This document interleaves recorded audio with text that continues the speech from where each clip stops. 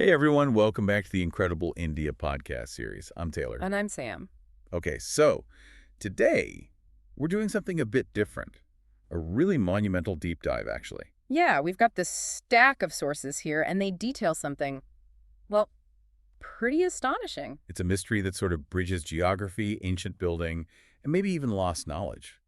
We're talking about a precise alignment of some of India's most revered Shiva temples. And not just close together, these stretch thousands of kilometers. Thousands, along a single perfect line of longitude. It's like something out of, I don't know, a fantasy novel. Exactly, but it's measurable. It's on the map. So our mission today is to really unpack this puzzle for you. Right. Is this alignment, this perfect string of sacred sites, just a massive coincidence? Or is it the smoking gun, evidence of, profound ancient knowledge, astronomical, geographical knowledge that shouldn't have existed back then? Knowledge that seems to predate modern mapping by millennia. Yeah, and the core of it all, the real kicker. It's this specific line, the $79 Circe longitude.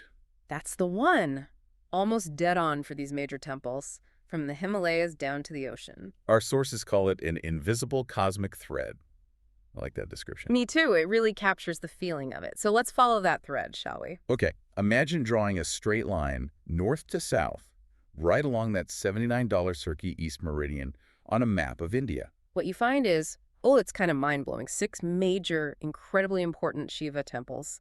They fall almost exactly on this line. And we need to stress, these weren't built last week. No, not at all. We're talking centuries of construction. Different kingdoms, different eras. Yet they line up, like beads on a mala, a prayer necklace. That suggests some kind of shared blueprint, doesn't it? A long-term plan across the entire subcontinent. It really does. So maybe let's list the big ones, just to give everyone a sense of the scale, north to south. Let's do it. Okay, starting way up high in the Himalayas, Kedarnath. Got it. Then moving south. To Mahakaleshwar in Ujjain. That's the ancient seat of time. We'll get into that. Okay. Kashi Vishwanath in Varanasi, the eternal city. Right. Then dipping down into the central plateau. Sri Salam, an important connector. And then further south. Chidambaram, where the cosmic dancer resides. And the final point. All the way down, where the land meets the sea, Rameshwaram. Wow. Okay, when you lay them out like that, Kedarnath to Rameshwaram. Yeah. The question just hits you, doesn't it? How? Right. Just how? How could builders, working independently, maybe centuries apart, across thousands of kilometers, Without GPS, without satellites, without any modern gear. achieve that level of precision? It's practical. It's why the sources call it the spine of India's spiritual body. It really feels like that. A central axis. Let's start at the top then, the northern anchor, Kedarnath. Okay. The location itself says a lot. It's incredibly high up. Over 11,700 feet. Just building anything there is a massive feat. The environment is harsh, remote. So lining it up precisely on a longitude seems, well, almost impossible by chance. Right. It feels less like a temple sometimes and more like a portal, a doorway into something vast and wild. The silence up there. And the legend fits that ruggedness, doesn't it? The Pandavas seeking forgiveness. Yeah, and Shiva disguising himself as a bull. His hump is said to have emerged right at that spot. It grounds the temple in that specific, challenging place. And scientifically speaking. It marks the starting point, the northernmost point of this $79 East Line, high in the Himalayas. Okay, so Kedarnath sets the starting point. Yeah. But you mentioned Ujjain, Mahakaleshwar. That's the scientific anchor. Yes. This is where things get incredibly interesting, linking faith and, ancient science. Because in Ujjain, Shiva is worshipped as Mahakal. Which translates as great time, or lord of time. It connects a deity directly to time itself. And the location. This is crucial. Ujjain was effectively the Greenwich of ancient India. Wow. Okay, explain that. Long before Greenwich became the standard, ancient Indian astronomers used Ujjain, and specifically this longitude, the $79 East Line, as their prime meridian, their 0 point. For the whole subcontinent. See, the whole subcontinent. All their timekeeping, their planetary calculations, the astrological calendars, the panchang, it was all referenced back to this line running through Ujjain. So the temple isn't just on the line by accident. No.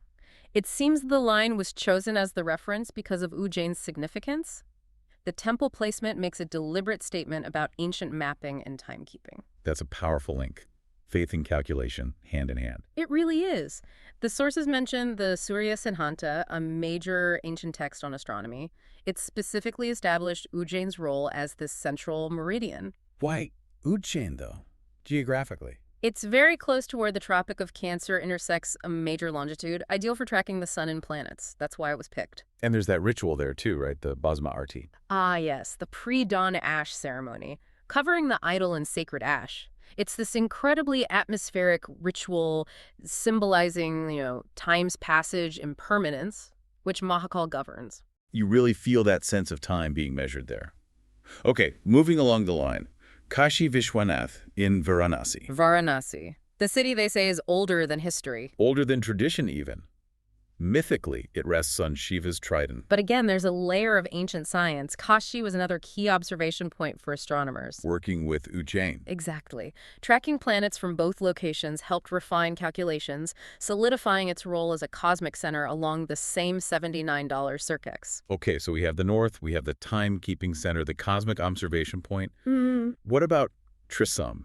You called it a crucial link. Yes, Shurisai Mallikarjuna Temple. It might be less famous than Kashi or Kedarnath. But geographically vital. Absolutely. Think about the landscape.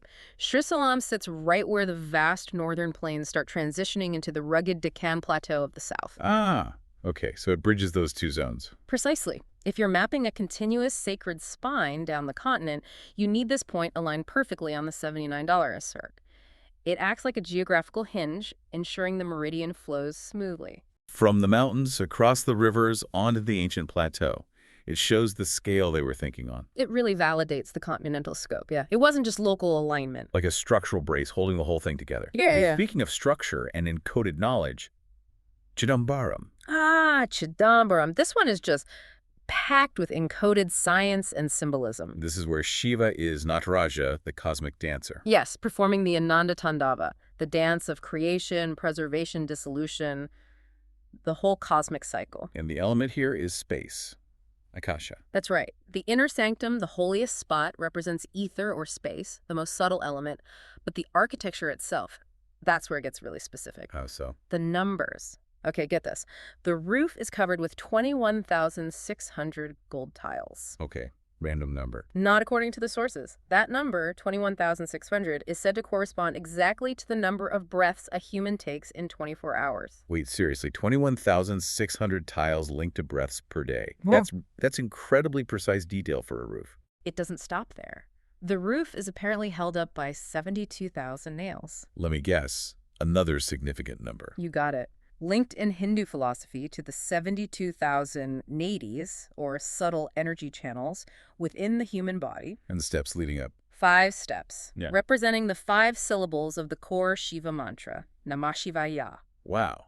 So it's not just decoration, it's like a 3D map. A map of cosmic truths, human biology, spiritual concepts, all built with architectural precision, Yeah. right on the 79-day cirque line. They weren't just building a temple, they were building an instrument, a repository of knowledge. That's exactly what it feels like. A staggering intellectual achievement disguised as sacred space. Okay, so that brings us to the end of the line, the southern finale. Down to the ocean's edge, Rimeshwam. The gateway to the sea, the southern anger. It completes the span, doesn't it? Connecting the high mountains, the rivers, the plateau, right down to the ocean. Mythically, this is where Brahmawar worshipped Shiva, right? Before building the bridge to Lanka. That's the story. And architecturally, it boasts the longest temple corridor in Asia. I've seen pictures, it looks endless. It feels like that walking through it. Nearly 4,000 feet long, it really gives you a sense of infinity, a fitting end to this vast geographical and spiritual line. Okay, so we've traced the spine, Kedarnath, Mahakaleshwar, Kashi, Srinsalam, Chidambaram, Rameshwaram, all on or incredibly close to 79 days east. Yeah. Now we have to face that big question again. Coincidence? Or deliberate design, the logistics. Different kingdoms, different centuries. It makes a single grand design seem, well, really difficult to imagine. It's a valid challenge, a really strong one. How could they coordinate over such time and distance? But the precision, it screams intention, doesn't it? It does. So let's look at the theories the sources propose. How could this have happened? Okay, theory 1, astronomical wisdom. Right. This suggests ancient builders were master astronomers. They weren't using maps like ours. They were reading the stars, tracking the sun's shadow. Using basic geometry, maybe? To calculate longitude? Exactly, aligning sites deliberately to harmonize the Earth with the cosmos. But that implies a really sophisticated, shared astronomical knowledge across India for centuries. Okay. Theory 2. The geomagnetic theory, this one's fascinating. It suggests maybe the builders didn't calculate the line at all. What then? Maybe they could sense it. That these spots were naturally powerful places lying on strong geomagnetic lines of the Earth. And building temples there amplified that energy. That's the idea. Making the line a sort of naturally occurring energy channel they tapped into, intuitively or scientifically. Interesting. Okay, and the third theory? The grand design idea. Maybe this ties the others together. It argues, yes, these temples are part of a huge pre-planned project. Anchored by what? Anchored by that ancient prime meridian of India, the one established through Ujjain, the $79 Cirque East line. So later builders, even in different kingdoms, knew about this sacred line from text or tradition and intentionally built upon it. That's the proposition. They were following a shared sacred geographical plan derived from ancient knowledge.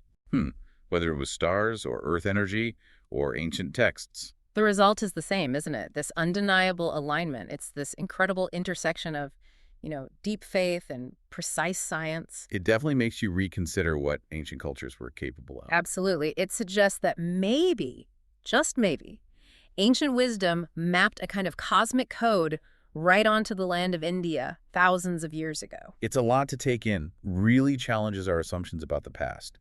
And it leaves us with a final thought for you, the listener. Yeah, something to mull over.